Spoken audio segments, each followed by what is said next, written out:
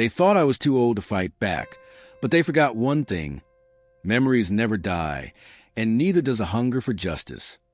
The dream house wasn't just bricks and walls to me. It was the only place where my late husband and I built a life together, where we planted roses that bloomed every spring, where every corner carried laughter, tears, and secrets. When I left for a few months to recover from surgery at my daughter's place, I never imagined that the very people I raised would betray me so coldly. When I returned, the iron gate was gone, the porch light I loved was removed, and strangers were walking to my garden as if it never belonged to me. My heart sank. I asked the man trimming the hedges, "Excuse me, who are you? What are you doing here?" He looked at me confused and said, "Ma'am, this is the new owner's property. Maybe you're lost." I wasn't lost. I was standing right where my life once stood, yet it was slipping through my fingers. My son, Daniel, and my daughter, Claire, had sold the house while I was away. They never told me. They didn't even ask me. Later, I would learn the truth. They signed the papers as if I didn't exist, as if my years of sacrifice meant nothing. That night, I sat quietly on the park bench across the street. I could see the house glowing with lights from inside, but it felt darker than ever to me. My hands trembled as I whispered, "Why would they do this to me?" My neighbor, Mrs. Carter, came over and shook her head. "I told you they've been planning this.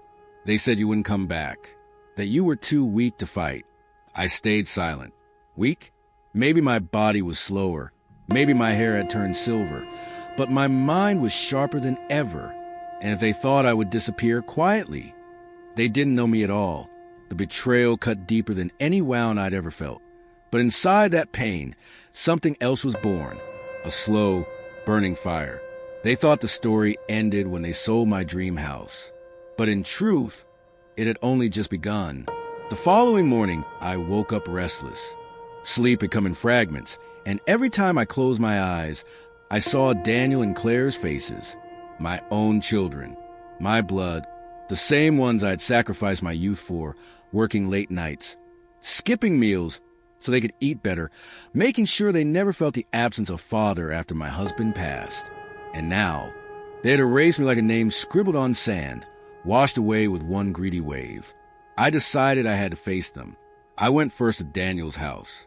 His neighborhood was neat, expensive, filled with tall hedges and polished cars. When I rang the bell, his wife opened the door. Her expression froze for a moment, as if she had seen a ghost. "Oh, it's you," she muttered before calling out. "Daniel, your mother's here." He came out, adjusting his shirt sleeves, looking more annoyed than surprised. "Mom, what are you doing here so early?" he asked, his voice clipped, as though I was a stranger disturbing his peace. "I should be asking you," I said, my voice trembling. "What have you done to my house? How could you sell it without even telling me?" Daniel looked away, his jaw tightening. "It was for the best.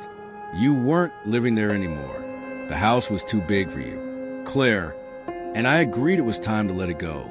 You'll thank us later when you see the money in your account." "Money," I whispered. "Do you think this was ever about money? The house held your father's soul. Our life was in those walls. And you sold it as if it was just another piece of property." His wife crossed her arms and smirked faintly. "It's not like you were going to live there forever. You should be grateful they handled things for you.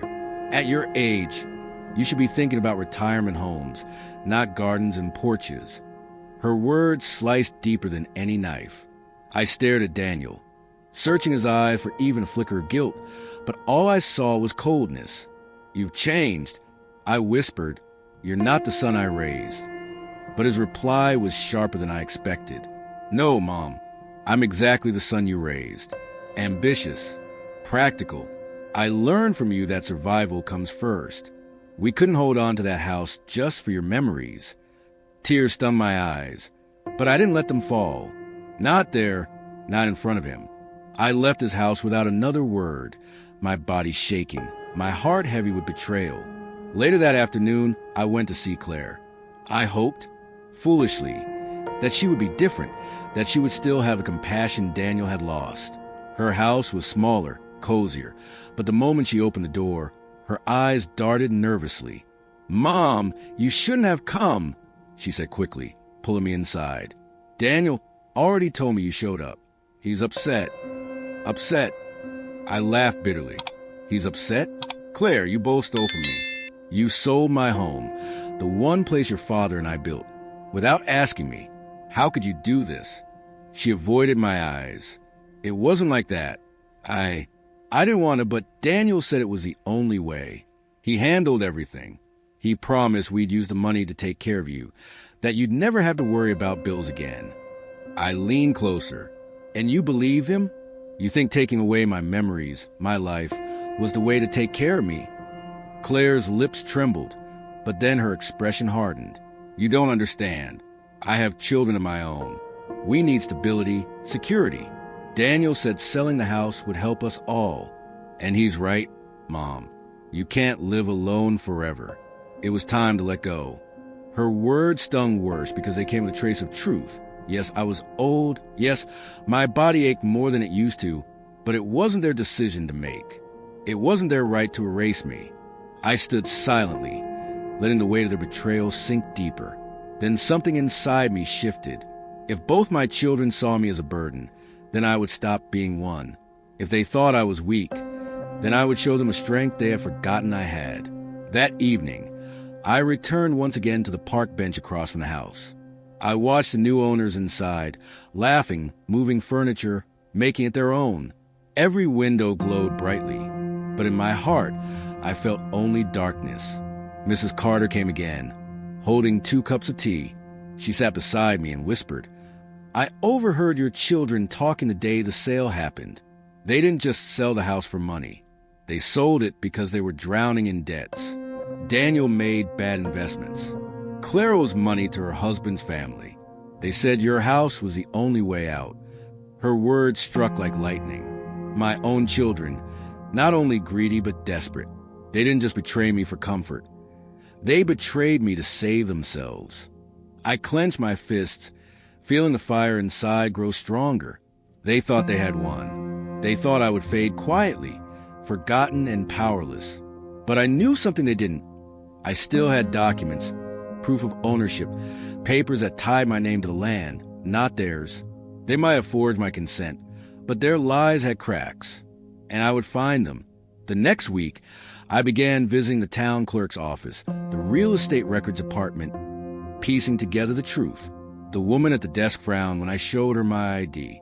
"Strange," she said, flipping through files. "Your signature looks unusual here. Almost as if," she paused, lowering her voice, "as if it wasn't you who signed these papers." A chill ran through me, but also a thrill. My children had gone further than I thought. They hadn't just betrayed me. They had broken the law. And if I could prove it, everything would change. But before I could dig deeper, a new twist unraveled.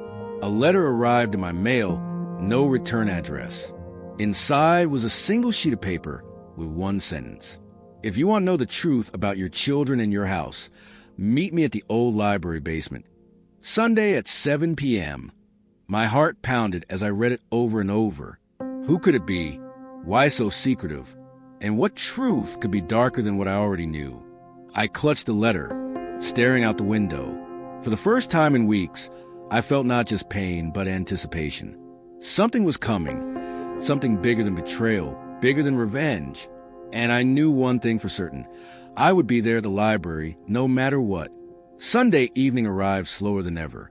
Each tick of the clock felt heavier, louder, dragging my nerves along with it. I had read that letter so many times that the words had burned themselves into my mind.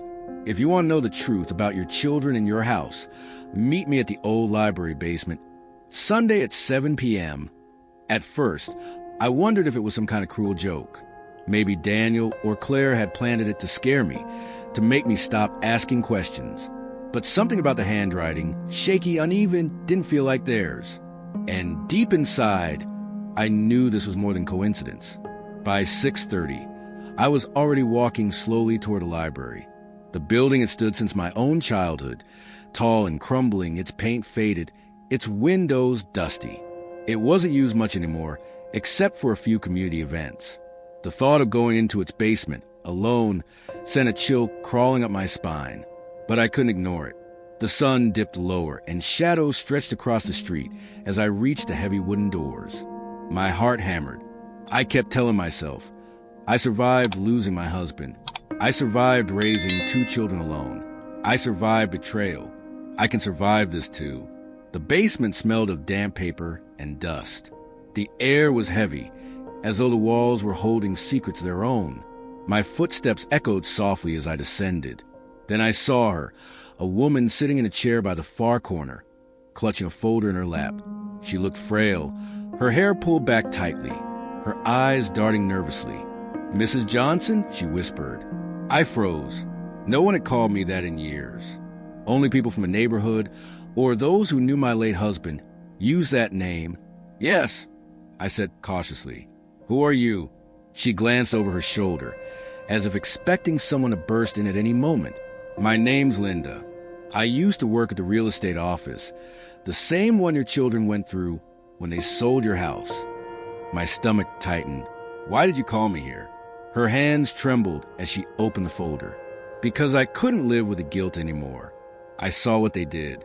Your son and daughter, they didn't just sell your house. They forged your signature, lied about your condition, and bribed an officer to push the sale quickly through the system. I was told to keep quiet, but I can't."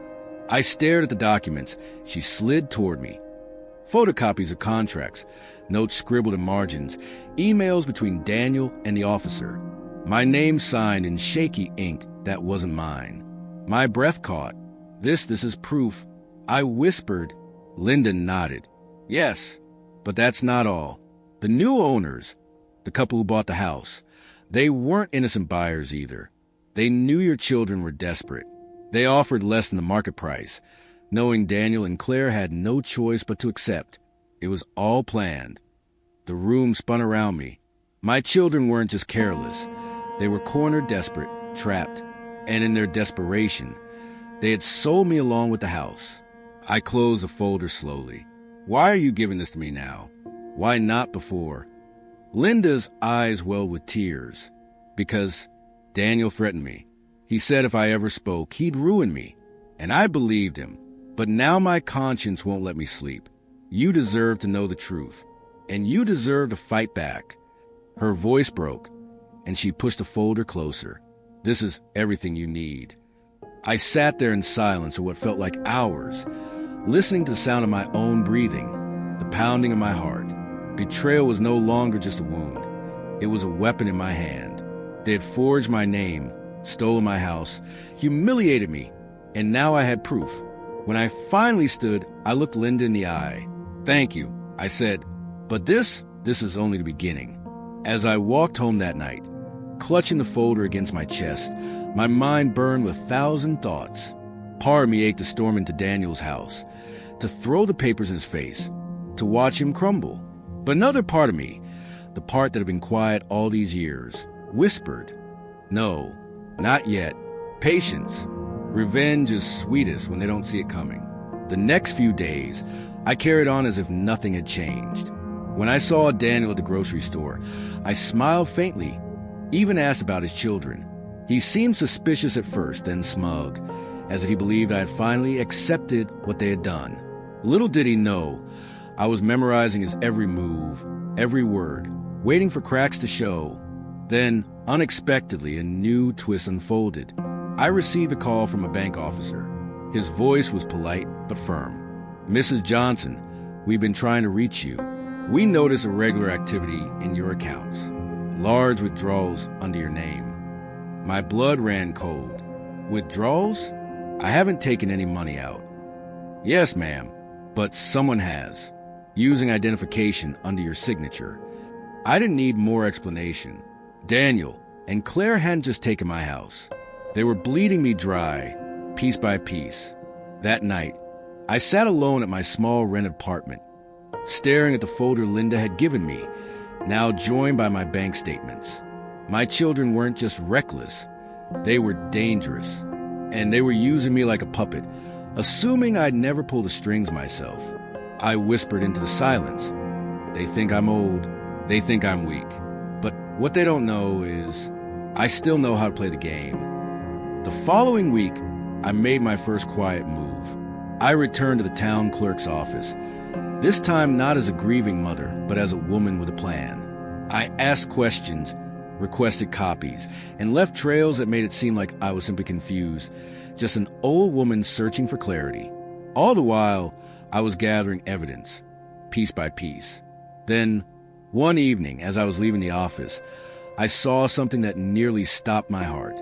Daniel was there, speaking to the same official who had pushed the sale through. I ducked behind a shelf, listening carefully. "Mom's asking too many questions," Daniel muttered, his voice low but urgent. "You need to make sure nothing leads back to us. She can't find out what we did with the money." The official nodded grimly. "You better keep her quiet.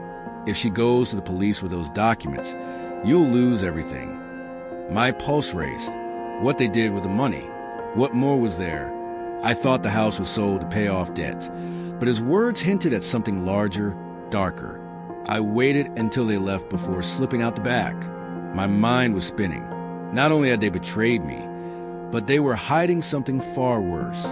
That night, I unfolded the letter again, staring at the shaky handwriting. Whoever had sent it, whoever Linda was connected to, maybe there were more secrets waiting in the shadows. And maybe, just maybe, the truth wasn't only about my house. It was about something much bigger. I sat back, clutching the folder, the bank papers, the memory of Daniel's words echoing in my head. Revenge was no longer a dream. It was a plan, and I would make sure every piece fell into place. Slowly, carefully, until the very moment they realized the trap had been under their feet all along. But deep down, a haunting question remained. What else had they done behind my back? And as much as it terrified me to uncover it, I knew I was about to find out. For days, I walked around with a storm swirling in my chest. Every time I looked in the mirror, I saw a face older, yes, but also sharper, eyes that had seen too much betrayal to ever look away again.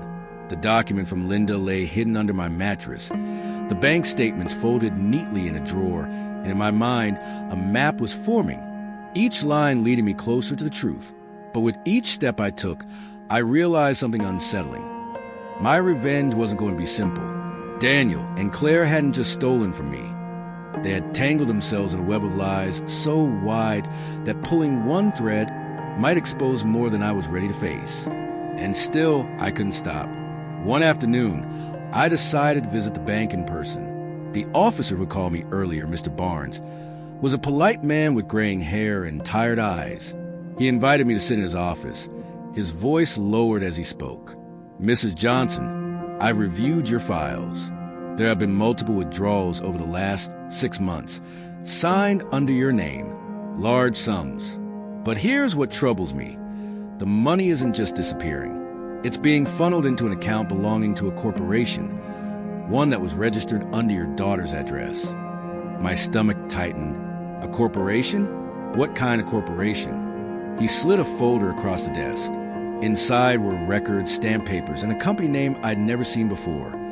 Silvercrest Development, LLC. Underneath, the listed owners, Claire Matthews and Daniel Johnson.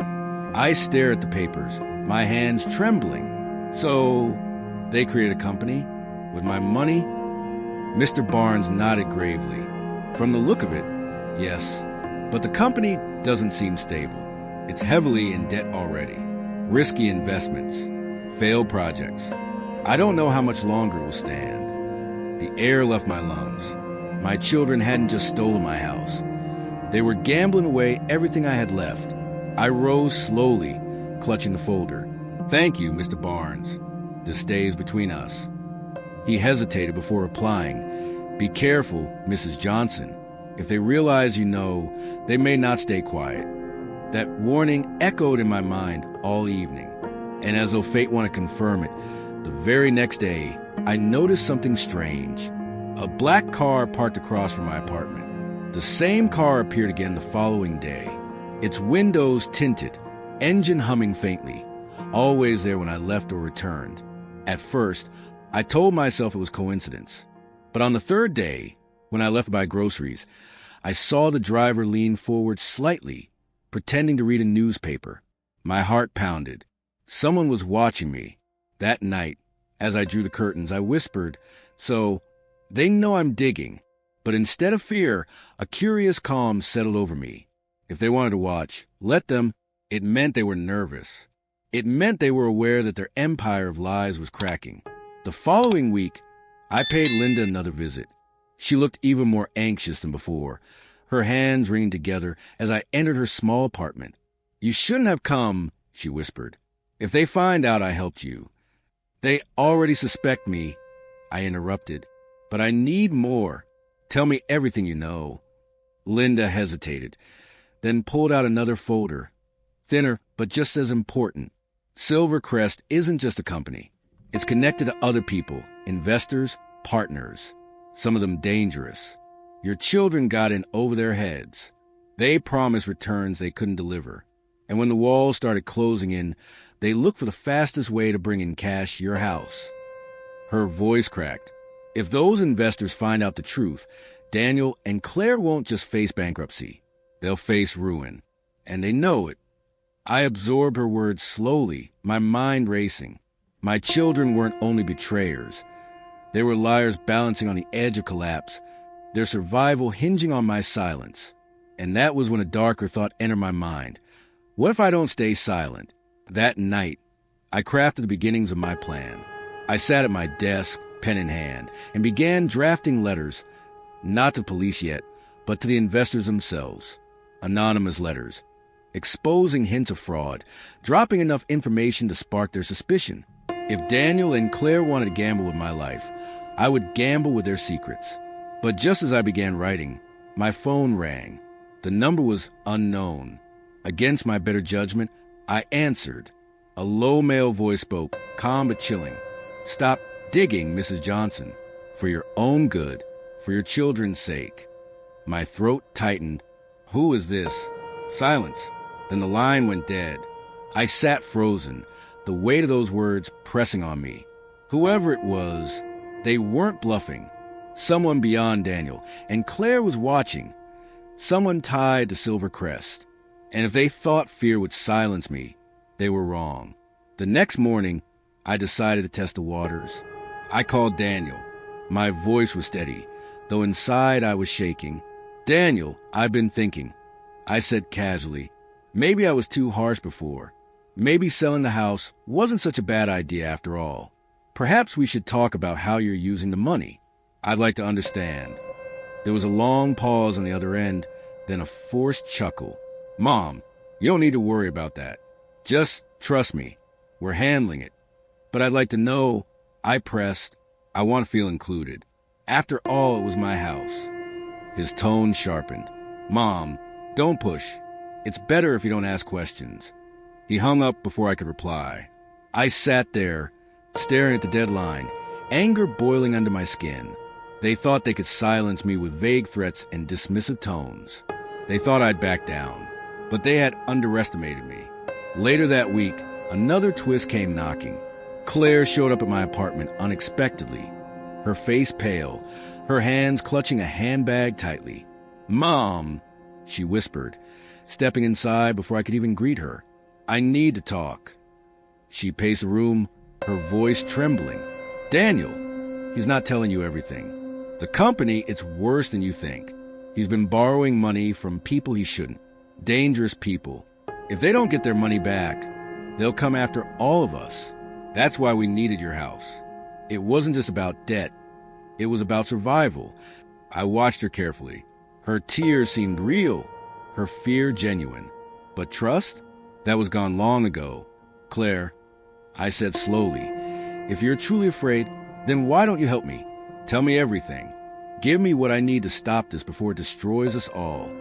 She hesitated, biting her lip, then shook her head. "I can't. If Daniel finds out I said anything, he'll never forgive me. And if the others find out, I don't even want to think about it." "Then why come here?" I asked sharply. She finally looked at me, her eyes red and swollen. "Because I don't want you hurt. Please, Mom, just let it go. Leave it alone." And with that, she fled, leaving me alone with even more questions. That night, as I lay awake, the words echoed in my mind. dangerous people, borrowing money, not just debt. The betrayal was no longer just personal. It was bigger, deeper, tangled with people outside my family. And for the first time, I wonder if my revenge would only ruin Daniel and Claire, or it would drag me into a storm larger than I had ever imagined.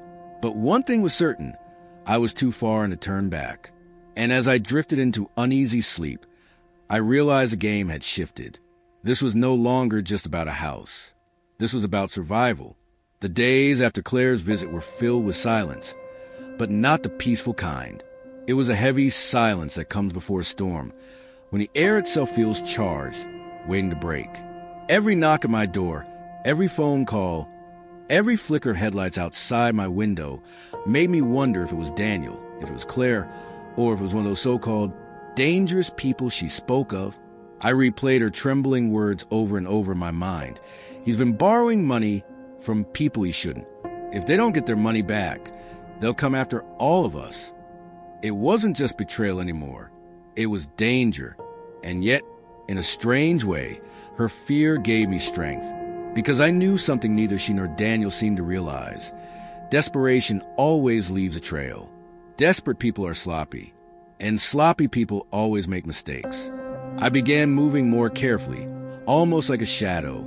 I kept to myself in public, spoke little, and watched everything.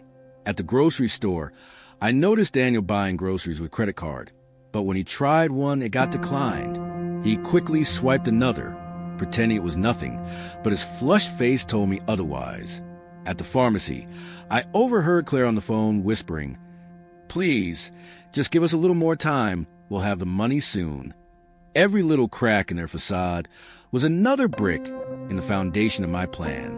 One evening, I decided to make my first real move. I took the documents Linda had given me, along with the bank statements, and carefully copied the most damning parts. Then I wrote anonymous letters, 3 of them, each addressed to one of the names I had seen listed as investors in Silvercrest Records. I didn't sign them. I didn't even write full details.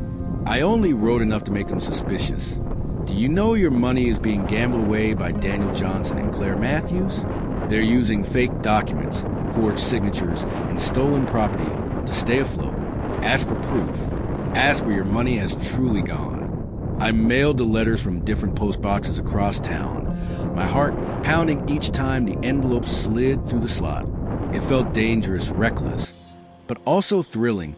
For the first time since losing my home, I felt like I had some control. The next few days, the silence around my children began to crack. I could see it in their faces. Daniel appeared at my apartment unexpectedly one night, his smile too forced, his eyes darting. "Mom," he said, standing stiff in the doorway, "have you spoken to anyone about us? About Silvercrest?" I tilted my head, feigning confusion. "Silver what?" He let out a short laugh, trying to sound casual. "Nothing, never mind. Just, I wanted to check in on you. Make sure you're okay." I held his gaze, my face calm though my pulse raced. "I'm fine, though I still think about the house sometimes." Strange how quickly it slipped away. His jaw clenched. "You should forget about it, Mom. It's done. We're moving forward." But his words didn't convince me.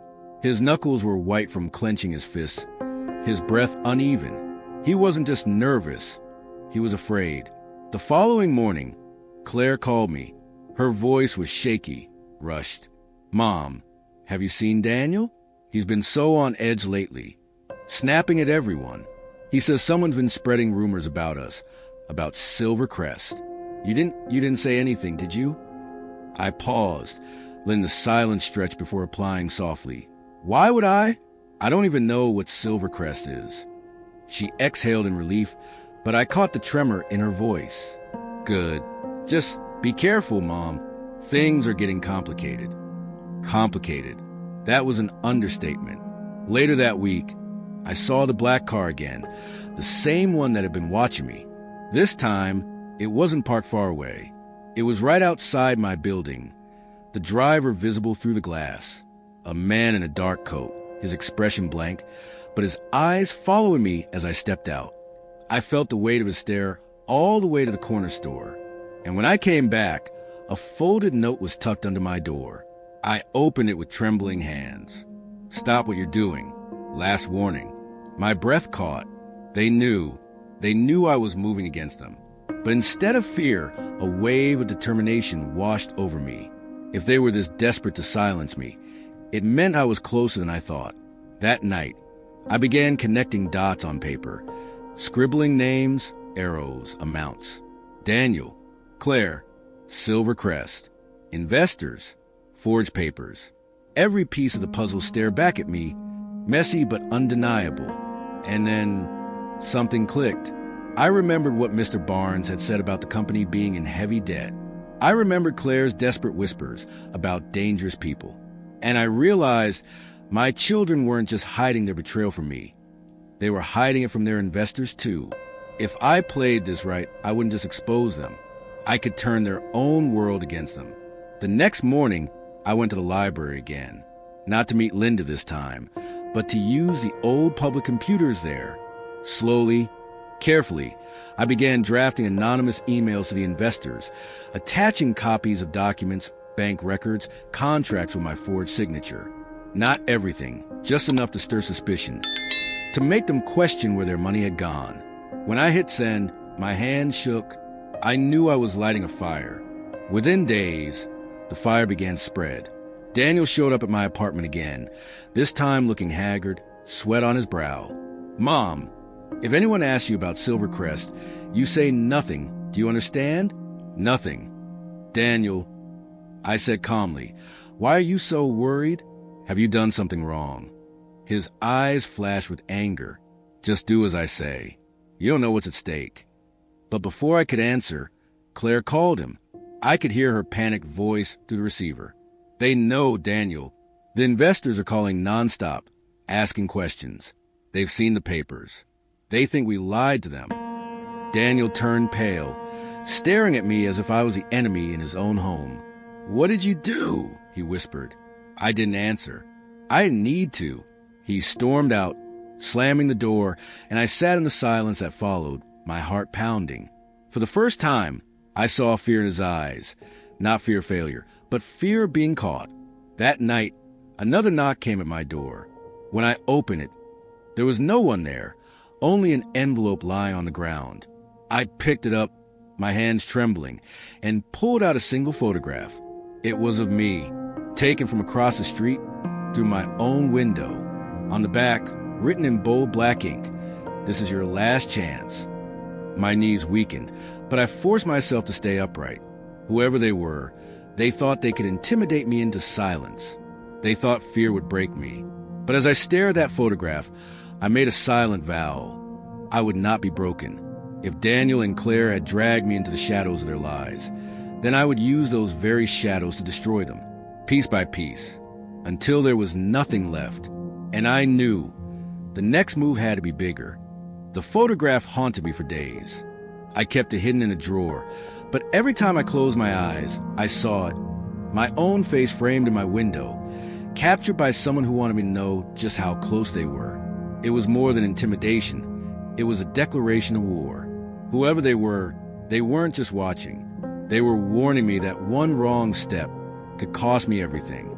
But instead of breaking me, it fueled something deeper, an anger I hadn't felt since the day I lost my home. This wasn't just about betrayal anymore. It was about survival. And if Daniel and Claire thought they could pull me into their darkness without consequences, they were gravely mistaken. Still, I knew I couldn't move recklessly. I had already stirred the hornet's nest by reaching out to their investors. If I pushed too fast, too hard, I might end up silenced before I could bring the truth into the light. I needed to play carefully, strategically, as though every word I spoke and every step I took were moves on chessboard. That night, I spread all the documents across my kitchen table, contracts, bank slips, anonymous notes, the threatening photograph. I studied each piece until my eyes burned, and then something curious struck me. On one of the contracts where Daniel had forged my signature, the date didn't align with the property transfer timeline. He had signed my name weeks before the house was even officially listed for sale. That wasn't just sloppy. It was a legal, verifiable proof of fraud. My heart pounded. This was the key. But I couldn't simply march into the police station and hand it over. I had learned enough from Linda to know that powerful investors often had ways of burying cases before they even began. If I wanted this evidence to mean anything, I needed to make sure the right people saw it, and that the wrong people couldn't cover it up. As I planned my next steps, the phone rang. I hesitated before answering, my hand trembling slightly. It was Claire. "Mom." Her voice was small, broken. Can we meet? Just us. Please." Something inside me wavered. For all the lies and deception, she was still my daughter. Part of me wanted to hear her out. Maybe there was guilt in her voice, maybe even regret, or maybe it was another trap. We met the next day at a quiet cafe on the outskirts of town. Claire looked nothing like the confident woman I had once admired. Her eyes were hollow, her skin pale, her hands fidgeting with her cup. "Mom," she whispered, leaning closer. "Everything is falling apart. The investors are furious. They're threatening to sue. Daniel is blaming me for everything, saying it's my fault the numbers don't add up. But I swear, I never wanted to go this far. I just wanted to help him." Her voice cracked, and for a moment, I almost believed her. Almost. "You signed my name." I said flatly, "You helped him take my house." That wasn't helping. That was betrayal. Tears welled in her eyes. "I know, and I regret it every single day. But Mom, you don't understand. These people, the ones Daniel borrowed from, they're dangerous. If they find out we can't pay them back, they won't just ruin us. They'll ruin you too. Please, please don't make this worse." I sat back, studying her. Was this remorse or manipulation? Could it be both? "Claire," I said slowly, "if you truly regret what you've done, then help me. Give me something, anything, that proves what Daniel's been hiding. You say you want to protect me? Then show me." Her lips trembled, and she looked down at her hands. For a long time, she didn't answer. Then, finally, she slid a folded piece of paper across the table. I opened it carefully. It was a bank transfer slip. Large sums of money moved from Silvercrest account into a personal account under Daniel's name. "Why are you giving me this?" I asked. "Because," she whispered, her voice barely audible, "I'm afraid of him too." The weight of her words settled over me like a stone. She wasn't just afraid of the investors. She was afraid of Daniel himself. I slipped the paper into my bag, nodding once. "Thank you." But as I left the cafe, a chill crept up my spine. If Claire was willing to betray Daniel to protect herself, then I could use that fracture, turn them against each other, make them destroy themselves from the inside out. That night, I drafted another anonymous message, this time directed to Daniel. I slid it under his apartment door when the hallways were empty. "Your sister's talking. She gave away proof. Watch your back." The effect was almost immediate. The next day, neighbors whispered that they had heard shouting from Daniel's apartment. Violent, furious shouting. A woman's voice crying. A man's voice cursing. Glass breaking. And then silence. The following morning, Claire called me again. Her voice shook. "Mom, Daniel knows. He thinks I betrayed him. He won't even look at me. He keeps saying he'll handle everything. But I don't know what that means. I'm scared." Her fear was real. And for the first time, I realized Daniel wasn't just desperate. He was dangerous. Later that evening, as I walked home, I noticed a black car again. But this time, it wasn't parked. It was following me. Slowly, deliberately, its headlights crawling down the street as I turned corners. I quickened my pace, my heart thundering, until I ducked into a small convenience store. The car idled outside for several minutes before finally driving away. When I reached my apartment, another envelope waited under my door. This one was heavier, thicker. Inside was a single bullet, and beneath it a note. "Choose a side or you won't live to regret it." For a long time, I just stood there, staring at that bullet resting in my palm. It was a message loud and clear. This wasn't about intimidation anymore. It was a countdown. But instead of crumbling, I felt something shift inside me. If they wanted me to choose a side, then I would. Not Daniel's, not Claire's, not the investors. I would choose my own. And I would make sure that when this was over, the ones who try to break me would be the ones left in ruins. Because I finally understood something crucial. The most dangerous weapon wasn't money or threats or even bullets. It was the truth, and I was ready to wield it. The bullet lay on my table all night, gleaming under the dim kitchen light, like a silent dare. I didn't touch it again after dropping it there, but its presence was enough to keep me awake, staring at the ceiling, every nerve in my body alert. Someone wanted me paralyzed by fear. Someone wanted me to surrender, to step back quietly into obscurity and let Daniel and Claire's sins go unpunished. But fear no longer worked on me.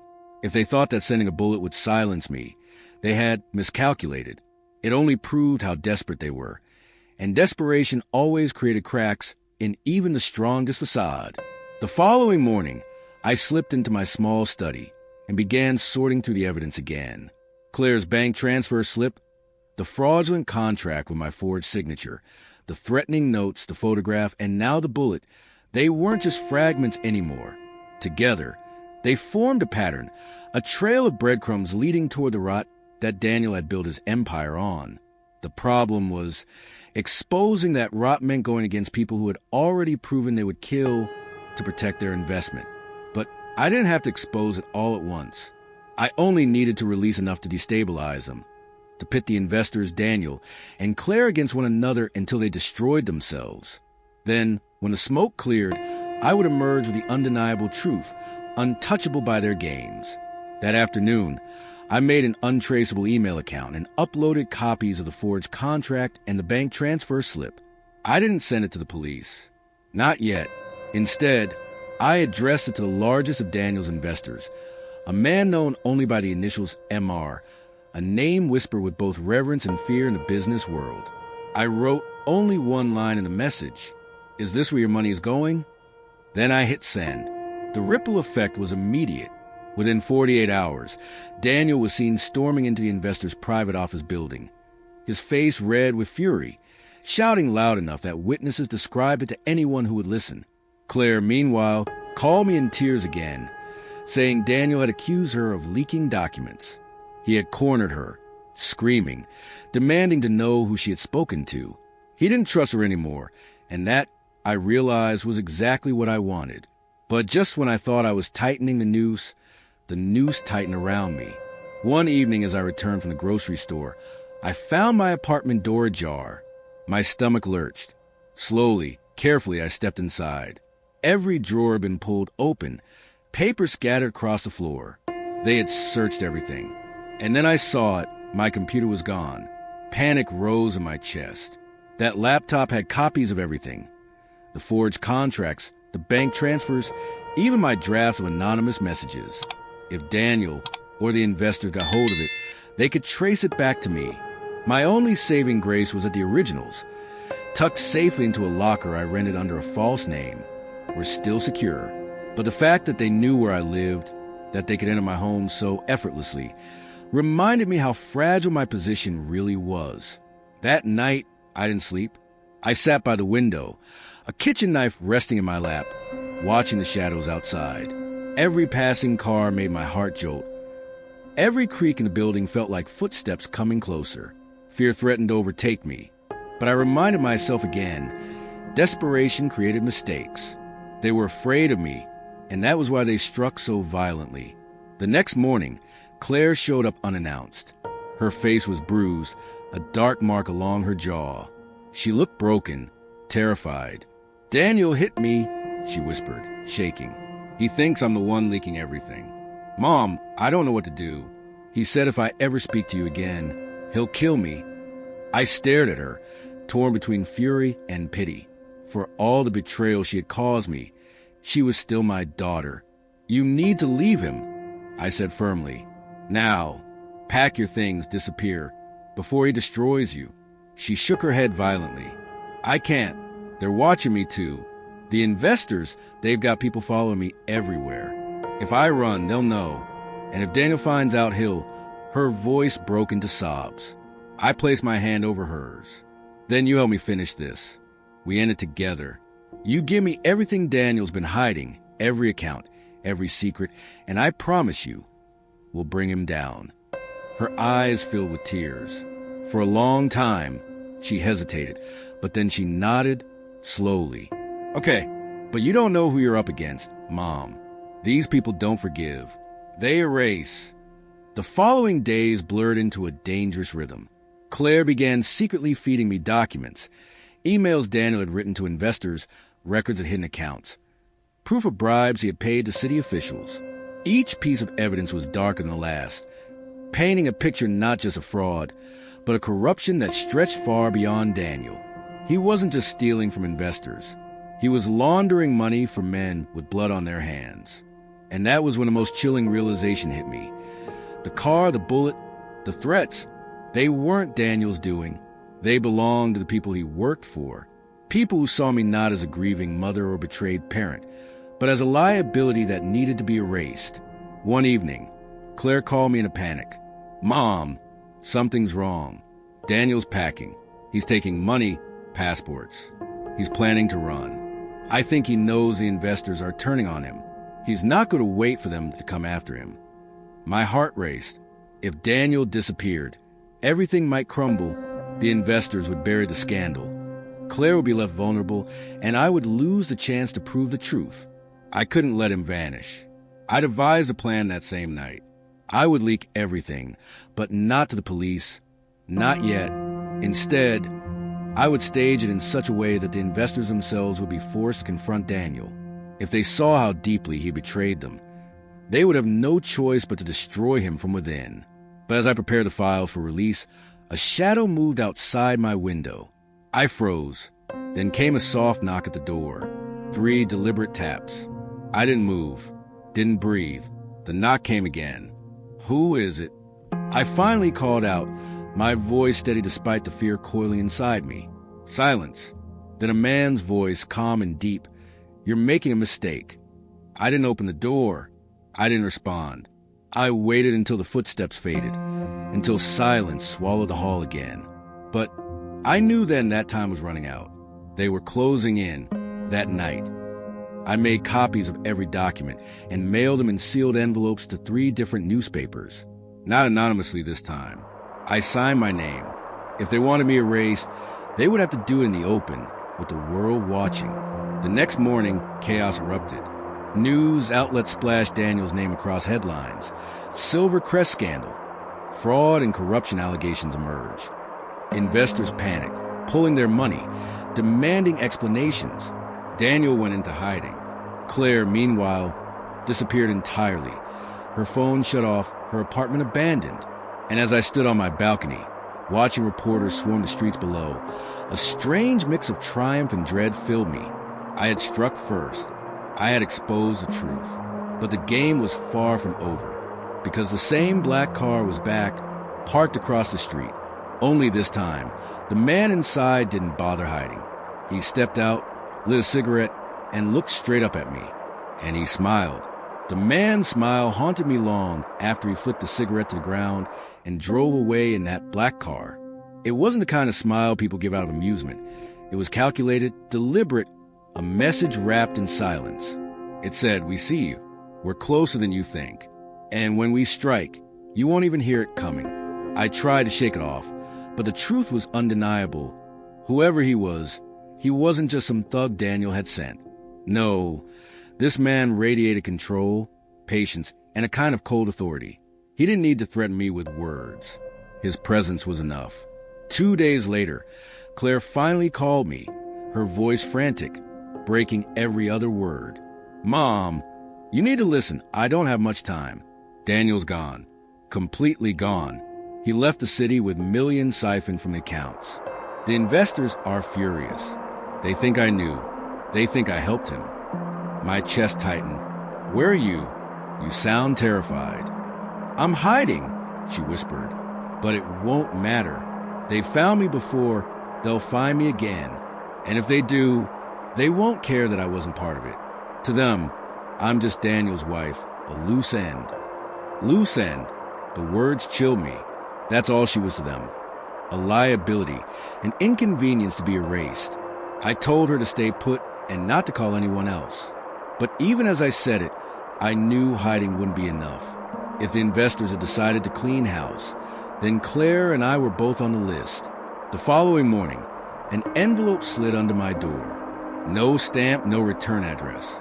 Just my name, written in sharp, precise strokes. Inside was a single sheet of paper with a short message. You exposed the wrong man. Daniel was only the beginning. Beneath it, a photograph, grainy but unmistakable. Claire, leaving the dingy motel she was hiding in. My knees nearly gave out. They knew exactly where she was. They were taunting me, daring me to act. I rushed the motel, but when I arrived, it was too late. The door to her room had been forced open, the mattress sliced, drawers overturned, and on the bathroom mirror, written in something dark and wet, were 3 words. She's with us. I gripped the sink, forcing myself to breathe. They had her, alive for now, but the question was why. If they only wanted to silence her, they would have done it here. The fact that they took her meant she was leverage, a bargaining chip, a weapon to be used against me. That night, I sat alone in my apartment, staring at the evidence I had left. My phone buzzed, and when I answered, the voice on the other end was the same deep, calm tone I had heard outside my door. "You've caused quite a storm," the man said smoothly. "Daniel has fled. Investors are bleeding. And now the world whispers our names in suspicion. You've done well for a woman who should have stayed quiet."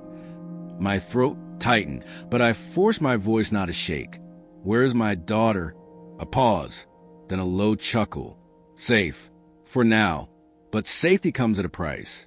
You still hold the rest of the documents. The ones that didn't make it to the newspapers.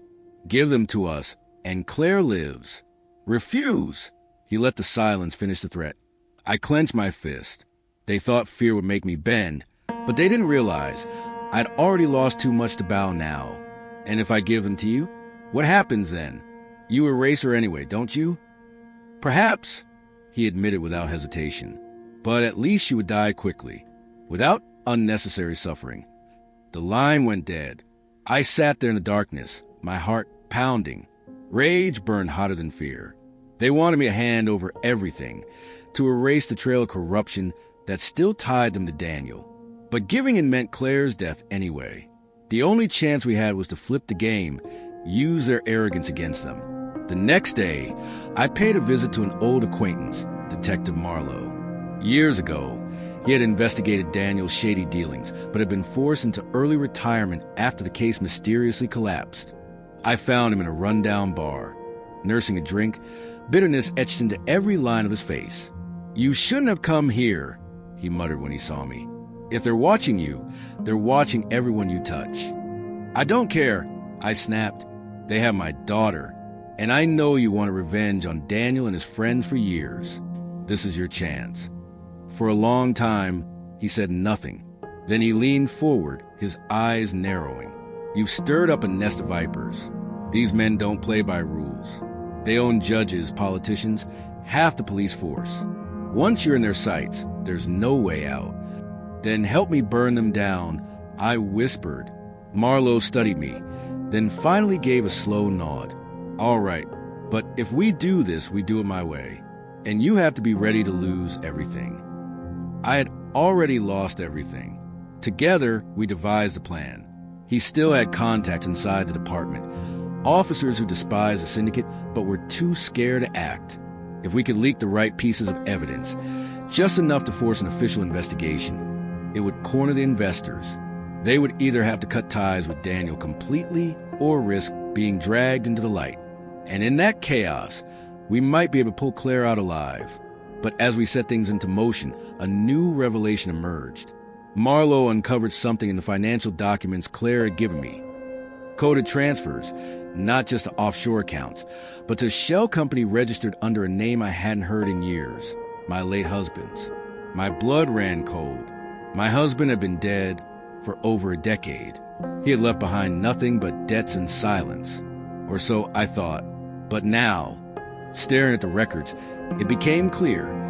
Daniel hadn't forged my signature on those early contracts out of convenience.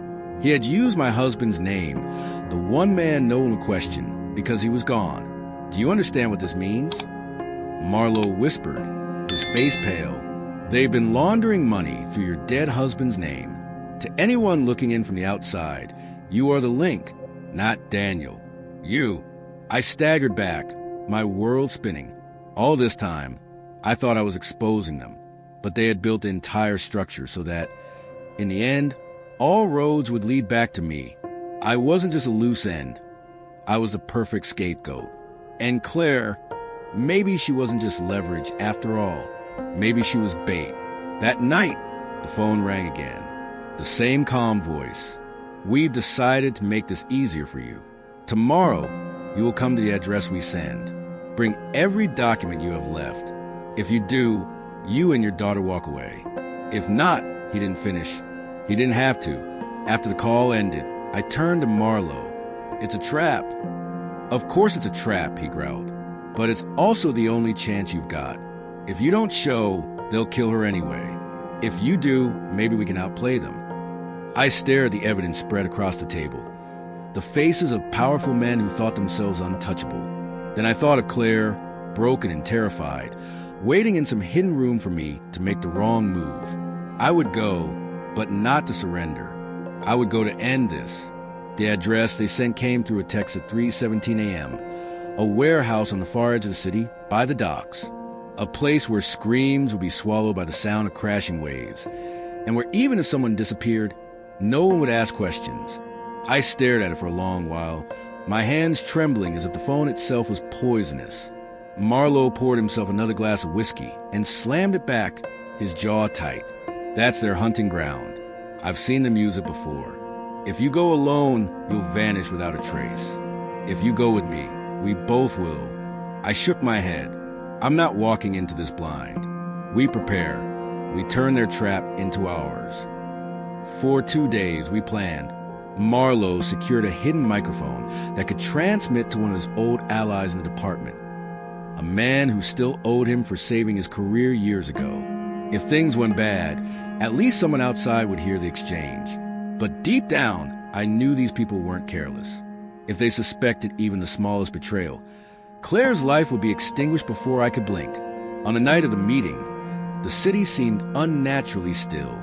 I dressed in dark clothes, slid the remaining documents into a leather satchel, and tucked a kitchen knife into my coat pocket. Not because I thought I could fight them, but because the thought of entering their den completely unarmed made my skin crawl. When I arrived at the warehouse, the air smelled of rust and sea salt, the heavy fog curling around the skeletal cranes. A single bulb flickered above the massive sliding doors, like a beacon guiding me into the abyss. Inside, the space stretched endlessly, shadows devouring everything except a small pool of light in the center. There, a table had been set. On one side sat 3 men in tailored suits, their faces obscured by the angle of the light. On the other side was an empty chair, clearly meant for me. And at the far end, tied to a chair with duct tape across her mouth, was Claire. Her eyes widened when she saw me, brimming with terror, but also something else. For a moment, I swore I saw defiance flicker there, a spark that didn't match the helpless role she was supposed to be playing. The man from the black car stepped forward from the shadows. You came. Good. That shows intelligence. Now sit. I lowered myself into the chair, every muscle rigid. The satchel lay heavy on my lap. Where are the documents? He asked, his voice calm as ever. I placed the satchel on the table, but didn't slide it forward. First, my daughter. One of the suited men chuckled, a low, mocking sound. You're in no position to negotiate. Then neither are you. I snapped, surprising even myself. Because if you kill me, you'll never know how many copies I've made or where they've gone. You'll spend the rest of your lives watching every shadow, wondering when your secrets will surface. Do you really want that? The man tilted his head, considering me. Then, with a snap of his fingers, one of the guards stepped behind Claire and ripped the tape from her mouth. "Mom!" she cried out, her voice cracking. "Don't give it to them. They'll kill us both." My heart lurched, but I forced myself to stay cold. Something about her tone. It was too sharp, too rehearsed. The man leaned closer. Hand it over, and she walks free. I pushed the satchel forward slowly, but as I did, my eyes never left Claire. She was trembling, yes, but her gaze darted not at me, not at the men around her, but at the documents. There was hunger there, a need, and it struck me like a lightning bolt. She wasn't just a hostage. She wanted those papers. The man opened the satchel, leafed through the documents, and gave a small nod of satisfaction. Very good, very complete. You've done our work for us. He closed it and turned to the others. Dispose of her. The words froze my blood. I shot to my feet. You promised. I promised nothing, he interrupted smoothly. But you should take comfort in knowing your death will protect your daughter's future. She has potential. My eyes snapped to Claire, and the look she gave me confirmed my darkest fear. She wasn't shocked. She wasn't pleading. She was calm. Too calm. Claire, I whispered, my voice breaking. What have you done? She lowered her eyes, unable or unwilling to meet mine. And in that moment, the entire nightmare unfolded in my mind. Daniel hadn't betrayed her. He had groomed her. The fear she had shown on the phone, the desperate calls. It was theater, designed to drag me deeper, to flush out the documents. I was never the target. I was a pawn. The man stepped aside, letting Claire walk forward. She stood taller now. The ropes cut loose, her posture no longer that of a victim, but an accomplice stepping into her rightful place. I didn't want you to find out like this, she said softly. But you were always too stubborn to let go. You thought you were saving me, but you were really protecting me. Protecting what I built with Daniel. I staggered back, bile rising in my throat. You helped him? Her smile was small, cold. Not helped, partnered. Daniel taught me everything. And when he fled, he left me the empire. These men respect power, Mom. They respect results. And I've proven myself more useful than you could ever imagine. The room tilted around me, the ground threatening to crumble beneath my feet. My daughter, my blood. She wasn't the victim. I was. Every step I had taken, every risk I had endured, had been for a girl who had already chosen her side. The man clapped his hands once. Enough sentimentality. Finish her. But before they could move, Marlowe's voice boomed through the warehouse speakers. Nobody's finishing anyone. Hidden floodlights snapped on around the perimeter, blinding the men at the table. From the catwalks above, armed officers descended, their badges glinting in the harsh light. Marlowe himself strode in through the side door, pistol drawn. Game's over, gentlemen. Step away from the woman. Chaos erupted. Two of the suited men leapt to their feet, drawing weapons, but were instantly tackled by officers. The man in the black car stayed calm, his hands raised as though he'd expected this possibility. And Claire, she didn't run. She didn't panic. Instead, she glared at me with venom. You betrayed me. Tears burned my eyes, but my voice was steel. No, you betrayed yourself. Before anyone could stop her, she snatched a gun from one of the guards and fired toward the satchel. The papers inside ignited, flames licking upward as the officers scrambled to put them out. In seconds, months of evidence turned to ash. Marlowe cursed, tackling her to the ground, but the damage was done. The syndicate's deepest secrets, the only chance we had to expose them, were gone. The man in the black car smiled faintly as he was led away in cuffs. You see? Even when you win, you lose. The game doesn't end here. And he was right, because as I stood there, staring at the smoldering remains of the documents, my daughter's muffled screams echoing as she was dragged away in handcuffs, I realized the true horror. This wasn't over. Not by a long shot. I had uncovered corruption. I had fought monsters. But nothing compared to the war that had just begun, because the enemy now wasn't Daniel or the faceless investors. It was Claire, and blood ties are harder to sever than any chain. The silence in the interrogation room was suffocating. A single bulb buzzed overhead, casting harsh shadows across Claire's face. Her wrists were cuffed to the steel table, yet she sat with the poise of someone who still believed she was in control. I sat across from her, my hands clenched so tightly in my lap that my fingernails carved crescents into my palms. For hours, Marlo had grilled her, but her answers were measured, deliberate. She played the role of the misunderstood daughter perfectly, crying at the right moments, swearing she was manipulated, insisting she only wanted to protect me. To anyone else, it might have sounded convincing, but I saw through it. I had seen that spark in her eyes at the warehouse, the hunger, the ambition, the cold calculation. When Marlo finally left her to take a call, it was just the two of us. The room seemed to shrink around us, pressing me closer to the daughter I no longer recognized. "You think you've won, don't you?" I whispered. Claire tilted her head, her lips curling into the faintest smile. "I don't think it, Mom. I know it. Look around you. Those officers out there, half of them already report to the men you tried to expose. The others are too afraid to act. You can lock me in here, parade me in front of the press. Call me Daniel's partner all you want, but nothing sticks. Not without the papers.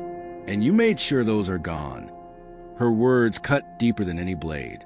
My mind raced back to the flames devouring the satchel, the ashes scattering like snow across the warehouse floor.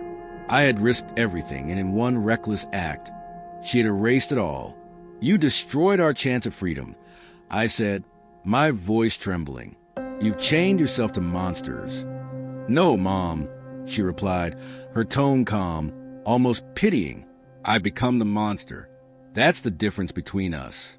You fight to survive, I fight to rule." I recoiled as though struck.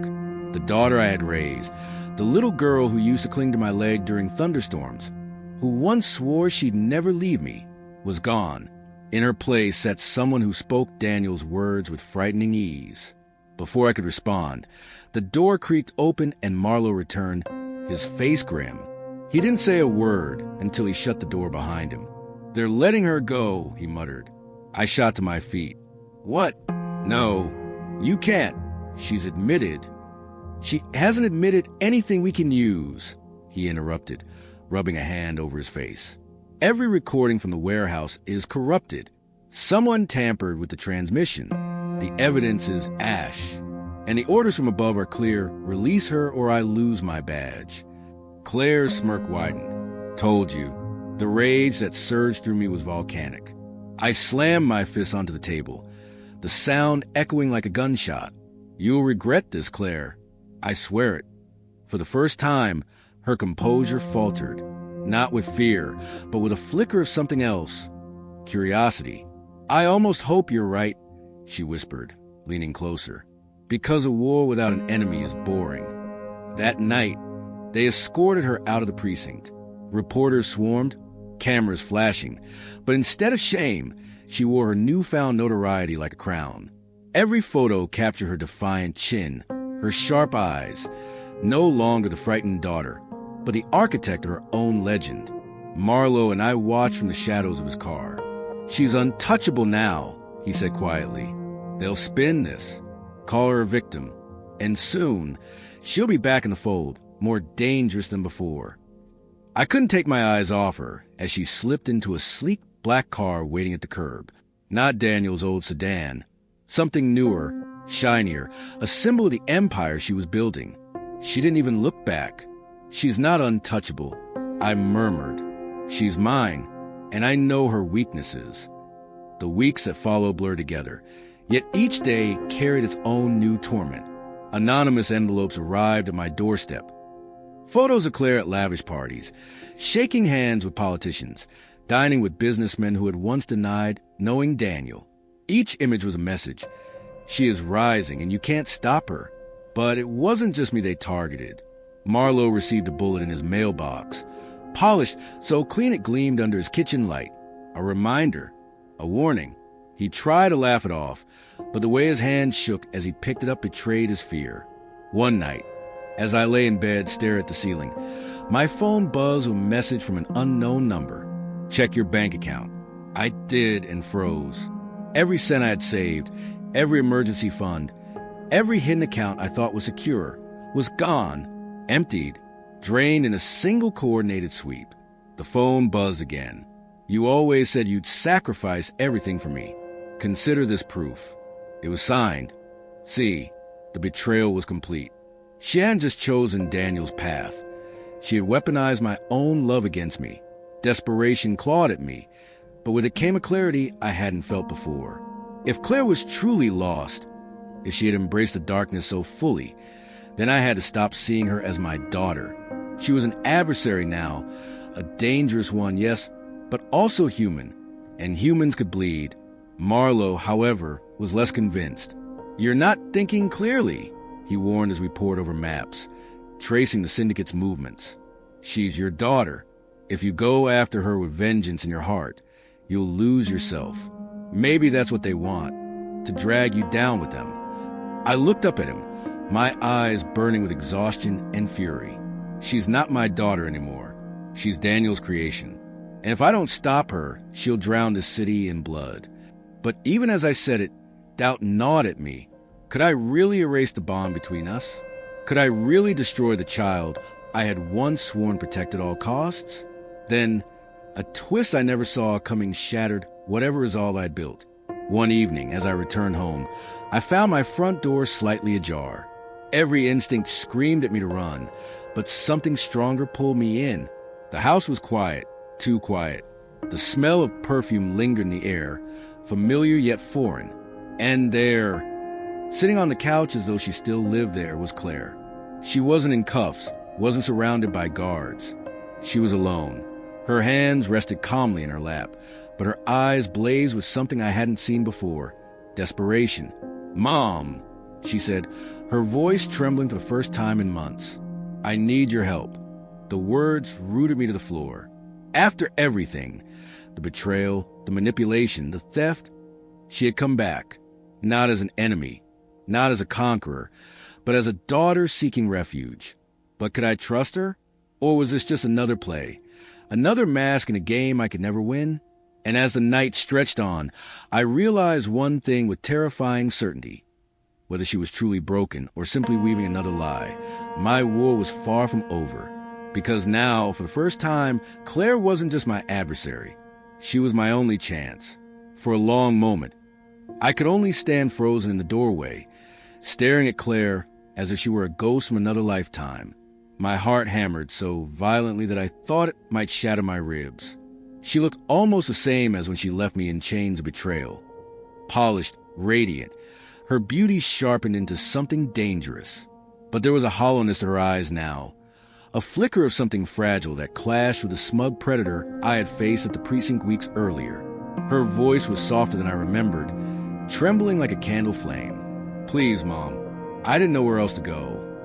I didn't move. Couldn't. My every instinct screamed at me to slam the door, to call Marlowe, to end the charade before it consumed me again.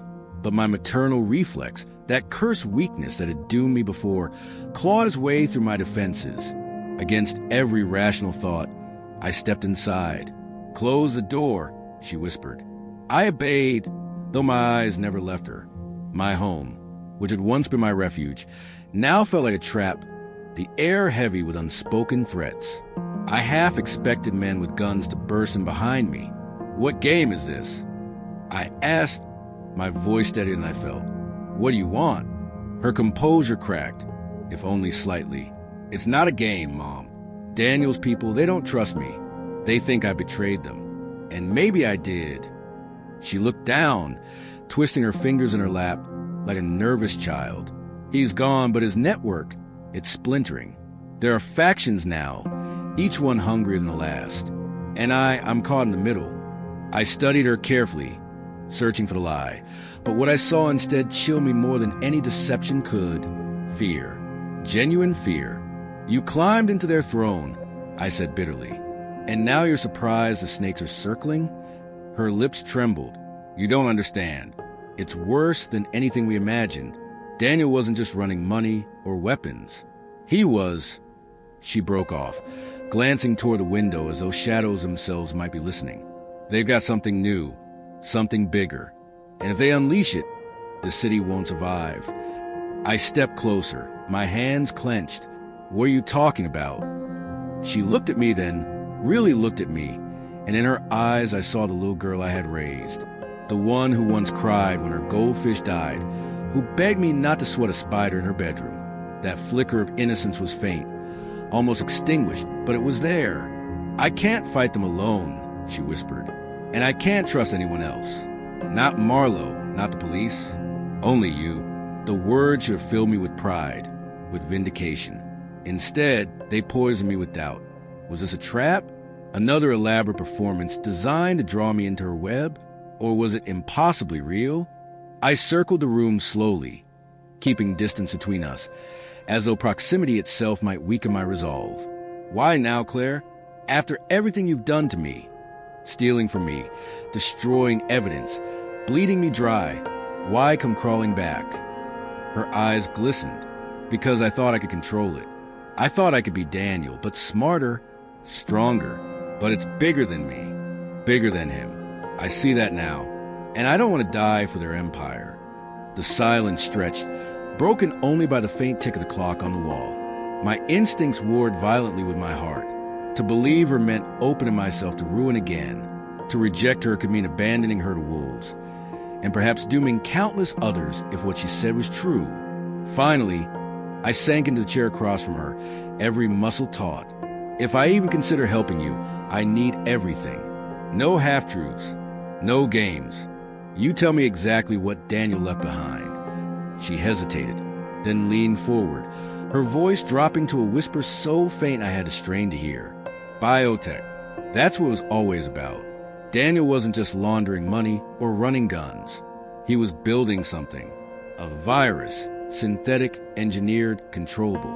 They call it Project Seraphim. And it didn't die with him.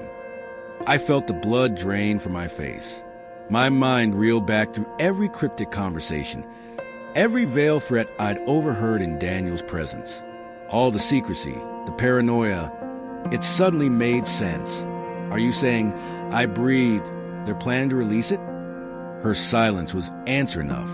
For hours we talked, or rather, she talked while I interrogated. The details she gave were horrifying. A lab hidden beneath an unassuming industrial complex on the riverfront. Scientists coerced into working on a pathogen designed not to kill outright, but to control. It could weaken, incapacitate, make entire populations pliable without firing a single shot. Daniel's dream of power had been far darker than I ever imagined. And now, with him gone, the Syndicate's factions were fighting to seize control of it.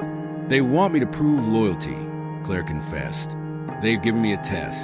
Deliver someone important to them. A bargaining chip. They don't care who, as long as it sends a message. I felt bile rise in my throat. And let me guess, I said coldly, that's where I come in. Her silence again confirmed my fear. Unbelievable. I stood so suddenly the chair screeched against the floor. You come here, beg for my help, spin stories about viruses and wars, and in the same breath admit they want me as your sacrificial lamb? What exactly do you expect me to do? Claire walked into their lair with a ribbon tied around my neck. Tears welled in her eyes, spilling down her cheeks. No, I don't want that. I want to fake it.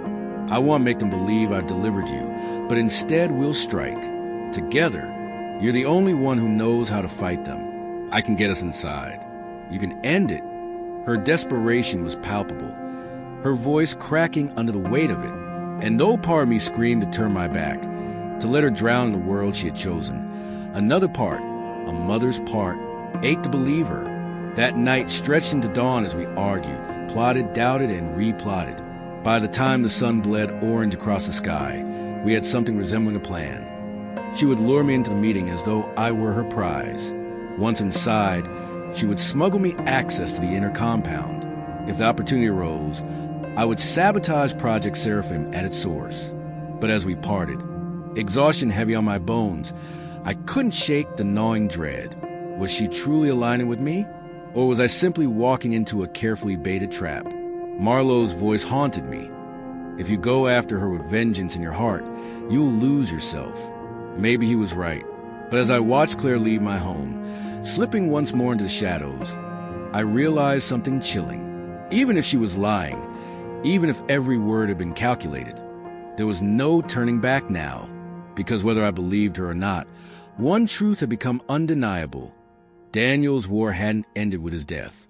It had only evolved, and I was already in the center of it. Sleep never came that night. Even though the house was quiet, every creak of the old wood, every sigh of the wind outside, pressed against my chest like a warning.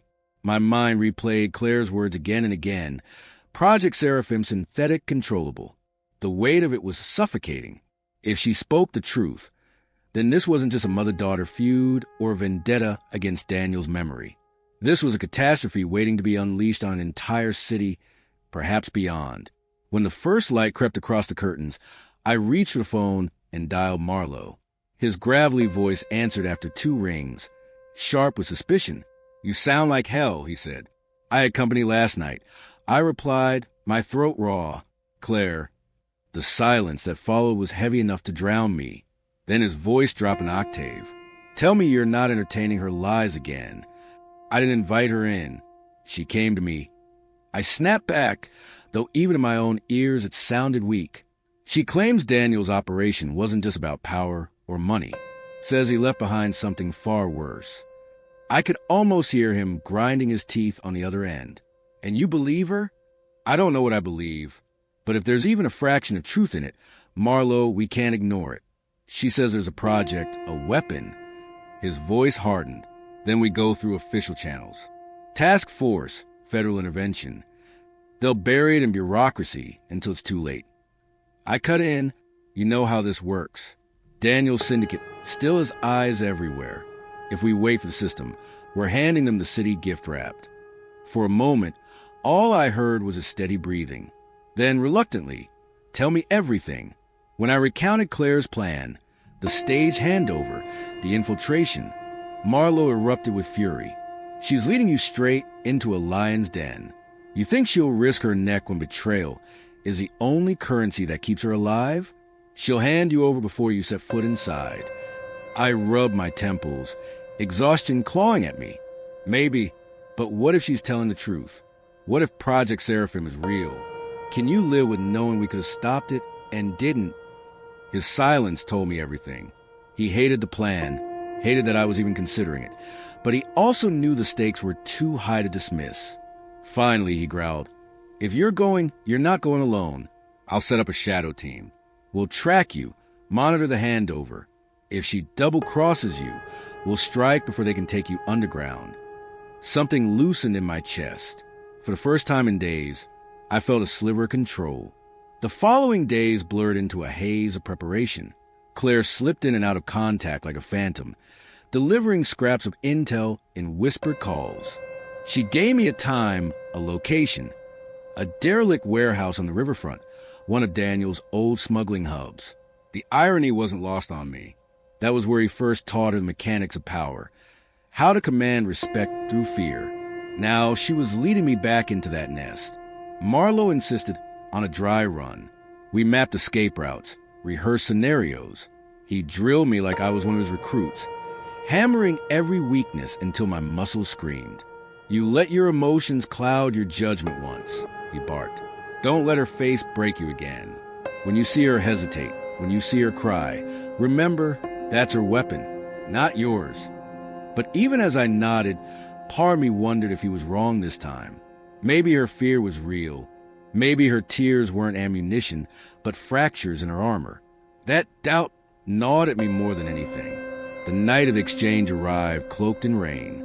Sheets of water blurred the city lights as we drove in silence. I wore no jewelry, carried nothing but a hidden blade strapped against my thigh.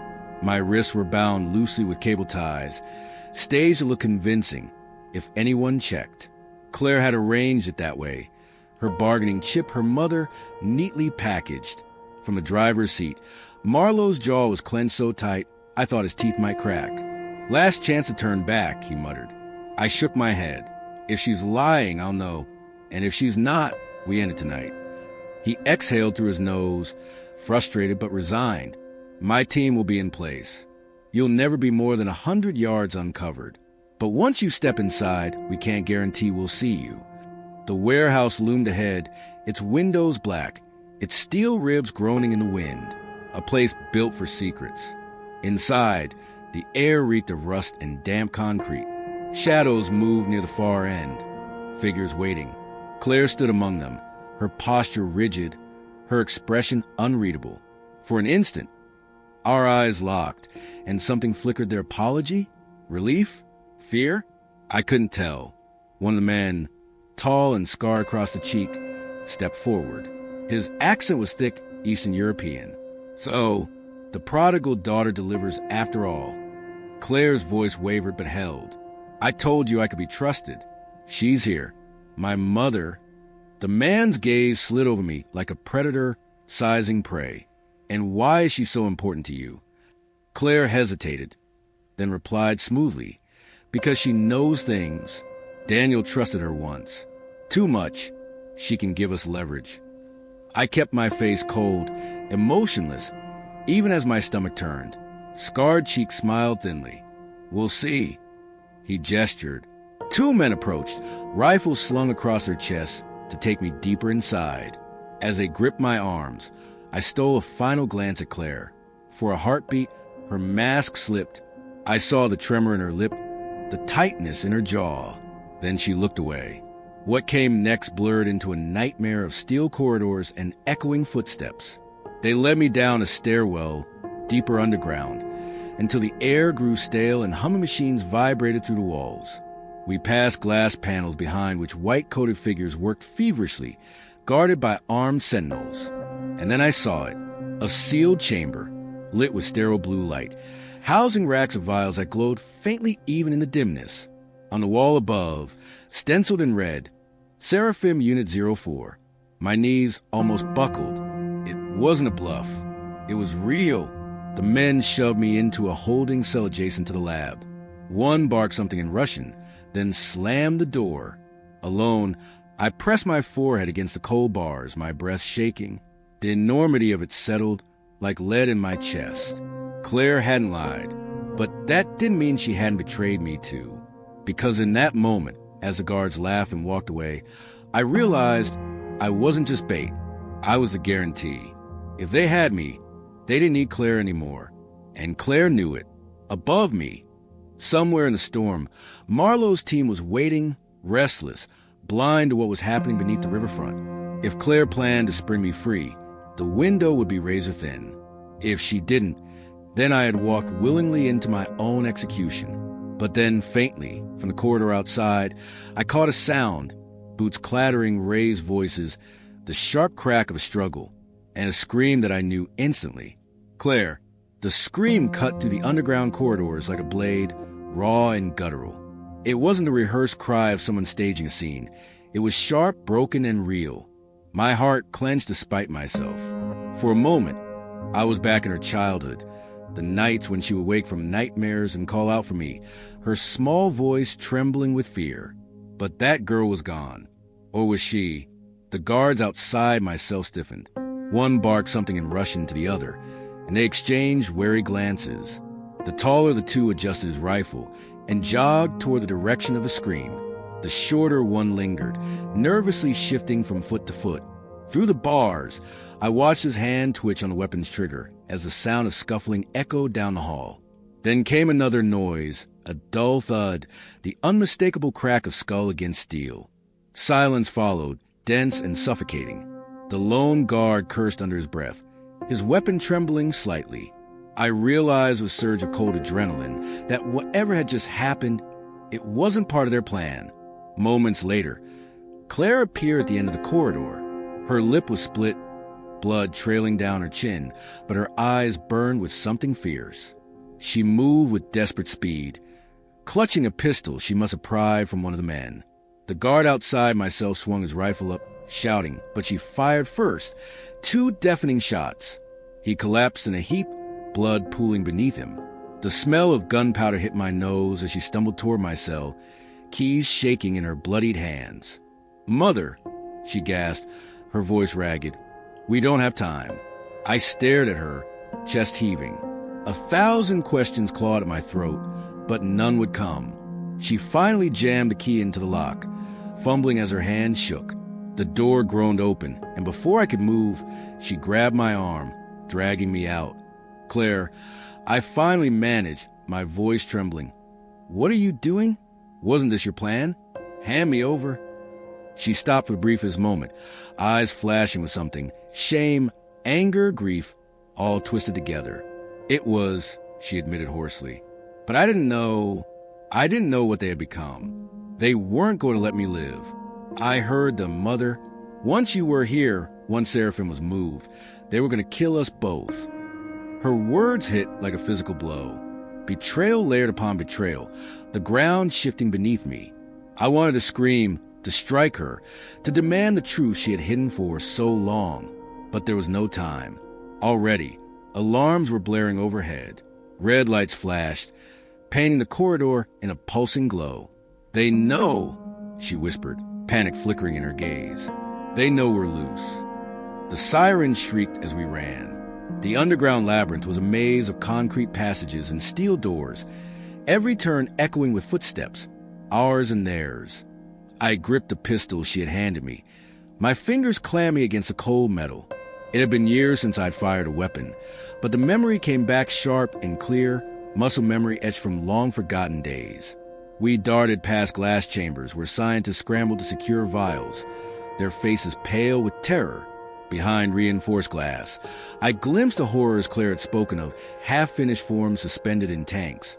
Synthetic bodies twitching faintly as if on the cusp of awakening. My stomach lurched. "This is what he left behind," she hissed, her face twisted. "This is Daniel's legacy." Before I could respond, gunfire erupted from behind us. Sparks flew as bullets ricocheted off the concrete. Claire shoved me against the wall, returning fire with ferocity I'd never seen in her. For a fleeting moment, she didn't look like my daughter. She looked like a soldier, hardened by betrayal and survival. When the last echo faded, 2 bodies lay sprawled across the corridor, blood seeping into the cracks. Claire's chest heaved, her hands trembling as she reloaded. "Keep moving," she urged. "They'll send more." We reached a stairwell that spiraled upward, promising escape toward the rain-soaked night. But at the base of the stairs stood Scarred Cheek, his rifle aimed squarely at Claire's chest. His smile was a wolf's grin, cruel and knowing. "I knew you couldn't be trusted," he sneered. "Like your father, soft when it counts." Claire froze, her pistol trembling slightly. I could see the conflict tearing through her. Fight, flight, surrender. Scarred Cheek shifted his aim to me. "Drop it, both of you. You're not leaving." For a moment, everything slowed. The pounding of my heart filled my ears, the smell of damp concrete and blood sharp in my nostrils. I remembered Marlowe's warning. Her hesitation will be your undoing. And in that split second, I acted. With a sharp motion, I hurled myself at Claire, shoving her aside. His rifle cracked. The bullet grazed my arm in a white-hot blaze of pain. But the movement threw his aim off balance long enough for Claire to fire. Her shot was precise, fueled by rage and desperation. Scarred Cheek staggered back, his grin vanishing as he collapsed at the foot of the stairs. Claire stared at him, chest heaving, the pistol trembling in her hand. Then she looked at me, eyes wide, tears mixing with blood. "Why did you do that? He could have killed you." Because hesitation, I whispered, clutching my bleeding arm, "Is death." We staggered up the stairs, the alarm still blaring, the sound of approaching reinforcements echoing from below. At the top, a heavy steel door barred our way. Claire slammed against it, cursing, while I searched for another path.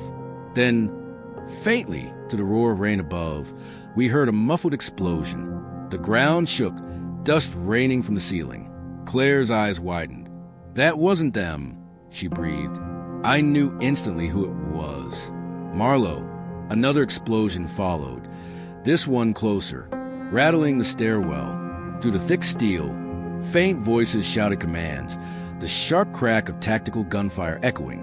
My chest flooded with relief and fear, because if Marlowe's team was inside, then the Syndicate would throw everything they had at crushing them, and we were trapped in the middle.